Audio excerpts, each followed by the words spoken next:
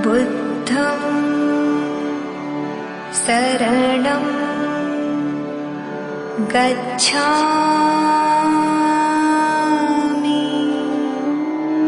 जय भीम दोस्तों, मैं रजत मौर्य आप सभी का स्वागत करता हूं बहुजन साहित्य के इस विशेष कार्यक्रम किताब पर चर्चा में, जहां हम चर्चा करते हैं बहुजन लेखकों द्वारा लिखी गई किताबें या बहुजन मुद्दों पर केंद्रित किताबों के ऊपर। दोस्तों, आज हम चर्चा करने वाले हैं उस घटनाक्रम के बारे में जब एक हाई कोर्ट ने भारत में से आरक्षण की व्यवस्था को खत्म कर दिया था। शुरुआत करने से पहले आप सभी से मेरा निवेदन है कि वीडियो को पूरा देखिएगा और चैनल को जरूर सब्सक्राइब कीजिएगा ताकि अगले वीडियो का नोटिफिकेशन आप सभी तक पहुंच सके। आप सभी को ढेर सारी बधाइयां। बहुजन साहित्य अब 1000 लोगों का परिवार बन चुका है। बहुजन साहित्य के माध्यम से 1000 लोगों तक बहुजन विचारधारा पहुंचाई जा रही है। 31 दिसंबर तक हम लोगों को बहुजन साहित्य को 10,000 लोगों का परिवार बनाना है। आप लोगों के बिना ये काम पॉसिबल नहीं है, ये काम मुमकिन नहीं है। आप लोगों से इसलिए मेरा निवेदन है कि वीडियो को जितने ज्यादा लोगों तक हो सके उतने ज्यादा लोगों तक जरूर पहुंचाएं। अपने इंस्टाग्राम, फेसबुक, ट्विटर, टेलीग्राम, जिस भी सोशल मीडिया प्लेटफॉर्म को आप यूज करते हैं उसके माध्यम से वीडियो को शेयर किया करें। दोस्तों, आज हम जिस किताब पर चर्चा कर रहे हैं उस किताब का नाम है जाति व्यवस्था और पितृसत्ता। इस किताब में आपको पेरियार ईवी रामास्वामी जी के विचारों को पढ़ने का मौका मिलता है। ये किताब है, इस किताब का रिव्यू ऑलरेडी किया जा चुका है, तो उसका लिंक मैं आपको ऊपर आई बटन में दे दूंगा। आप वहां से जाकर इस किताब का रिव्यू भी देख सकते हैं। चलिए बात करते हैं उस इंसिडेंट की, उस घटनाक्रम की जब हाईकोर्ट द्वारा भारत में से आरक्षण की व्यवस्था रद्द कर दी गई और उसके बाद दोबारा आरक्षण व्यवस्था को लागू कराने में पेरियार का क्या योगदान था और किस तरह भारत के संविधान में पहला संवैधानिक संशोधन हुआ और जो आगे चलकर ओबीसी आरक्षण की नींव बना। यह सन 1950 की बात है। एक ब्राह्मण महिला शेनबागुम दुरईसामी को एक चिकित्सा महाविद्यालय में इसलिए प्रवेश नहीं दिया गया क्योंकि वह निर्धारित आयु सीमा पार कर चुकी थी।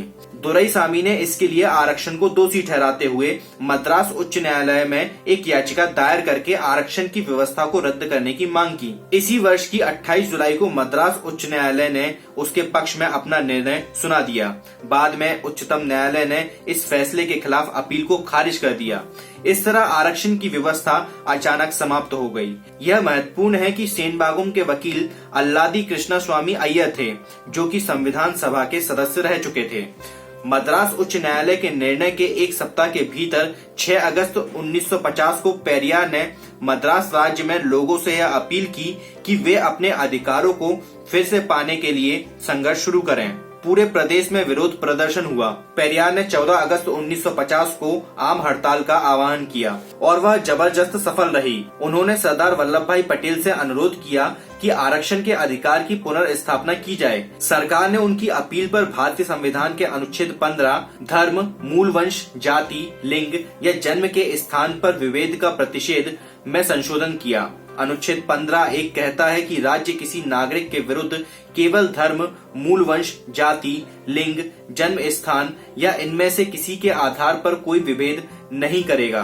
अनुच्छेद 29(2) के अनुसार राज्य द्वारा पोषित या राज्य निधि से सहायता पाने वाली किसी शिक्षा संस्थान में प्रवेश से किसी भी नागरिक को केवल धर्म, मूल वंश, जाति, भाषा या इनमें से किसी के आधार पर वंचित नहीं किया जाएगा। अनुच्छेद 15 में खंड 4 जोड़ा गया जो कहता है कि इस अनुच्छेद की या अनुच्छेद 29 की खंड 2 की कोई बात राज्य को सामाजिक और शैक्षिक दृष्टि से पिछड़े हुए नागरिकों के किन्हीं वर्ग की उन्नति के लिए या अनुसूचित जातियों और अनुसूचित जनजातियों के लिए कोई विशेष उपबंध करने से नहीं रोकेगी। इस प्रकार पेरियार ने आरक्षण की व्यवस्था को समाप्त करने के षड्यंत्र को विफल करके इसके लिए संवैधानिक व्यवस्था करवा दी।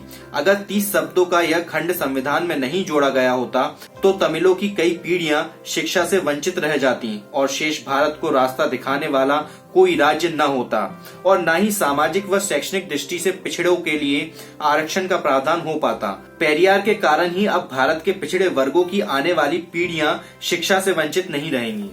दोस्तों, ये जो इंसिडेंट है ये आपको जाति व्यवस्था और पितृसत्ता की किताब, ये इस किताब में आपको पेज नंबर 104 और 105 में मिलेगा और इसी तरह की इंपॉर्टेंट बहुत सारी बातें इस किताब में दी गई हैं। आप इस किताब को खुद भी मंगाकर पढ़ सकते हैं। उसका लिंक मैं आपको नीचे डिस्क्रिप्शन बॉक्स में दे सकता हूं। अमेजोन के माध्यम से आप मंगवा सकते हैं। इस इंसिडेंट को सुनने और समझने के बाद आपको समझ में आ गया होगा कि भारत में आरक्षण की व्यवस्था को खत्म करने का षड्यंत्र आज नहीं चल रहा है, ये आजादी के तुरंत बाद ही स्टार्ट हो गया था। ये इन्फॉर्मेशन आपको कैसी लगी आप नीचे कमेंट बॉक्स में जरूर बताइएगा। अगर आप लोग हमें कोई किताब डोनेट करना चाहते हैं या हमारी आर्थिक मदद करना चाहते हैं तो डिस्क्रिप्शन बॉक्स में मेरा नंबर है, आप वहां से नंबर लेके मुझसे कांटेक्ट कर सकते हैं। आप लोग हमें सोशल मीडिया प्लेटफॉर्म पर भी फॉलो कर सकते हैं। हम लोग इंस्टाग्राम, फेसबुक, ट्विटर और टेलीग्राम चारों जगह पर अवेलेबल हैं। मैं रजत मौर्य मिलता हूं आपसे फिर अगले वीडियो में फिर किसी किताब के साथ। तब तक अपना और अपनों का ध्यान रखें, पढ़ने की आदत को विकसित करें, क्योंकि पढ़ेगा इंडिया तभी तो बढ़ेगा इंडिया। जय भीम, जय भारत, जय संविधान, जय जोहार।